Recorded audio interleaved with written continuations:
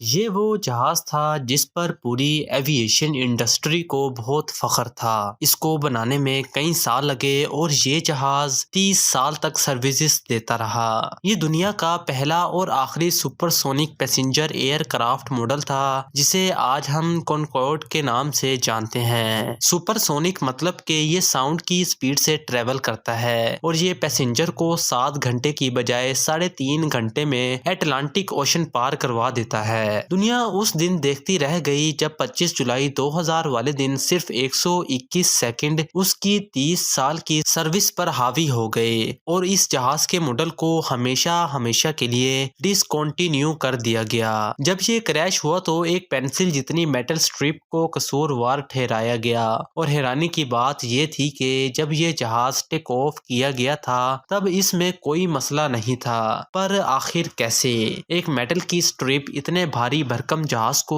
کیسے لے ڈوبی اور اس کے بعد ہمیشہ کے لیے کنکورڈ کو ڈسکنٹینیو کیوں کر دیا گیا۔ ایروڈیشن ٹی وی کی ویڈیوز میں ایک بار پھر سے سلام اور ویلکم۔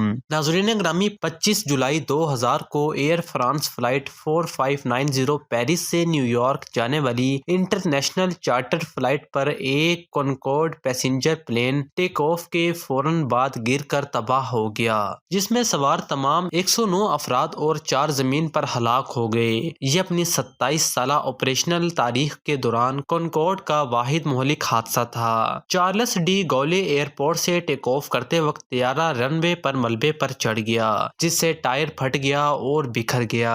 ٹائر کے ٹکڑے جو تیزی سے گھومنے والے پہیے کے ذریعے بڑی رفتار سے اوپر کی طرف روانہ ہوئے، پرتشدد طریقے سے ونگز کے نیچے سے ٹکرائے۔ لینڈنگ گیئر کے کچھ حصوں کو نقصان پہنچا، اس طرح اس کے پیچھے ہٹنے سے روکا گیا اور فیول کا لازمی ٹینک پھٹ گیا۔ پھٹنے سے بڑی مقدار میں فیول کا اخراج ہوا، جس کے نتیجے میں بائیں جانب والے انجن 1 اور 2 میں زور کا نقصان ہوا۔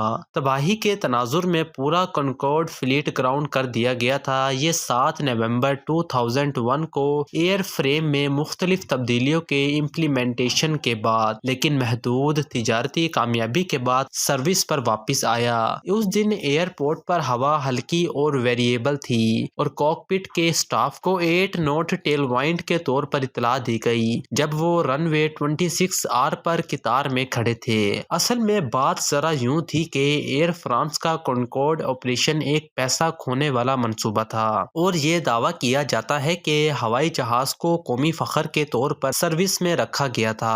برٹش ایئر ویز نے اپنے کنکورڈ آپریشنز پر منافع کمانے کا دعویٰ کیا۔ حادثے کے باوجود کنکورڈ کو اس وقت بھی دنیا کے محفوظ ترین طیاروں میں سے شمار کیا جاتا تھا۔ یہ شہرت اس کی ریٹائرمنٹ کے بعد بھی برقرار ہے۔ یہ کنکورڈ کے پورے کیریئر کا واحد مہلک حادثہ تھا۔ آفیشیل انویسٹیگیشن فرانس کے accident investigation bureau of inquiry and analysis for civil aviation safety BEA نے کی تھی۔ حادثے کے فوراً بعد کی تحقیقات سے یہ بات سامنے آئی کہ طیارہ ایمبینٹ ٹیمپریچر اور ادر کنڈیشنز کے لیے زیادہ سے زیادہ ٹیک آف وزن سے زیادہ تھا اور 800 کلو گرام زیادہ سے زیادہ ساختی وزن سے زیادہ تھا۔ ناظرین، ٹیک آف کی رفتار تک پہنچنے کے بعد دوسرے نمبر والے وہیل کا ٹائر رن وے پر میٹل کی سٹرپ جسے ویئر سٹرپ کہتے ہیں اس سے کٹ گیا، جو کانٹیننٹل ایئر لائنز DC-10 کے تیسرے انجن کے تھرسٹ ریورسر کاؤل ڈور سے گرا تھا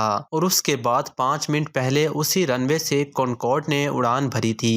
جولائی 2000 میں ہیوسٹن نصب کی گئی پٹی کو مینوفیکچرر کے بیان کردہ طریقہ کار کے مطابق نہ تو تیار کیا گیا تھا اور نہ ہی انسٹال کیا گیا تھا۔